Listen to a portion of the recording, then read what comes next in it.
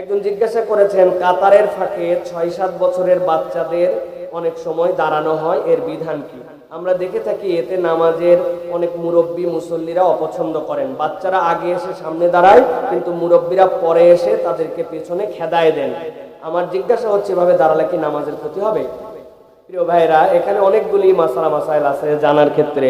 ১ নম্বর হচ্ছে, কোনো বাচ্চা যদি নামাজের বুঝ হয়ে যায়, ৬-৭ বছর, নামাজ তার ফরজ হয় না, কিন্তু নামাজ বুঝে নামাজের জন্য এসে দাঁড়াইছে, কাতারের সামনে দাঁড়াইছে। দুনিয়ার কোনো ব্যক্তির সাধ্য নাই সামনের দাঁড়ানো এরকম ৭-৮ বছরের বুঝবান বাচ্চাকে আপনি মুরব্বী হন আর যাই হন, আপনি খেদায় তাদেরকে পিছনে দিয়ে দিবেন, এটার কোনো তরিকা নাই।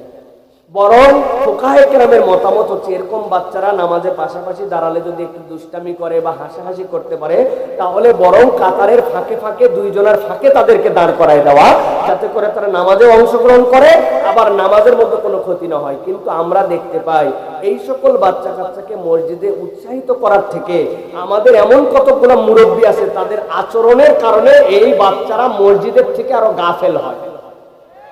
এমন ঝাড়া ঝাড়ছে রে ভাই, আপনি যাবেন কোথায়? একটু হয়তো হাসছে, বকা দিয়ে শোয়ায় ফেলছে।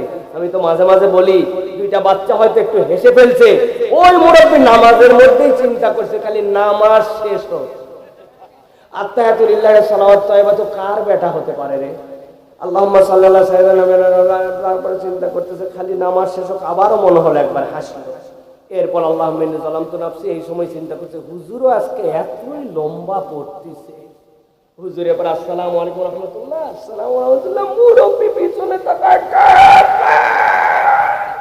আছে না? এমন ঝাড়া ঝাড়ছে, এই বেটা আর মসজিদে আসে না। এরকম আছে কিনা? না না, মুরব্বি এটা করেন না বাবা, আপনি বরং তাকে উৎসাহ দেন। তবে যেই সকল নাবালক অবুঝ, কিচ্ছু বোঝে না, নামাজ কালাম প্রস্রাব করতে হবে এটা বলতে, এই সকল বাচ্চাকে নিয়ে আবার মসজিদে আপনি বেশি উৎসাহিত এসেন না। তো আসতে পারেন, কিন্তু যার বুঝ আছে এদেরকে খেদায়েন না। আমি কত জায়গায় এই কথা বলছি, মুরব্বি আপনার পকেটের মধ্যে তো চকলেট নাই, সাধ্যে থাকলে আমার একটা চকলেট খাওয়ান আপনি, দেখি আপনার পকেটে চকলেট আছে কিনা। হুজুর আপনি ইয়াংদের কাছে চকলেট না চাই মুরব্বির কাছে চাইলেন, তার কারণ আছে।